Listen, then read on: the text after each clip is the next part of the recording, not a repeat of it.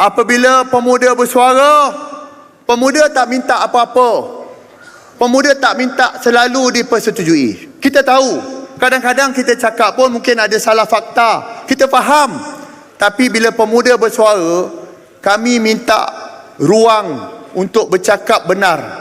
Tanpa dilabel sebagai pelampau, tanpa dilabel sebagai pembawa masalah, dan tanpa dipaksa memilih antara keselesaan dan juga kejujuran. Jika suara ini kedengaran keras, bukan sebab kita benci, betul?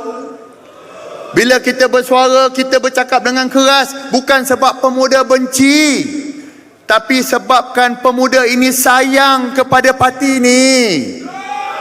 Kami ini sayang kepada parti yang telah melahirkan kita semua ini, betul atau tidak? Kami ini semua sayang kepada perjuangan yang telah diwariskan kepada kita, betul atau tidak? Dan yang paling penting, kami ini sayang kepada perjuangan agama, bangsa juga tanah air ini. Dan kerana rasa sayang inilah, pemuda UMNO tak pilih jalan nak jadi pencacai ataupun menjadi penjilat.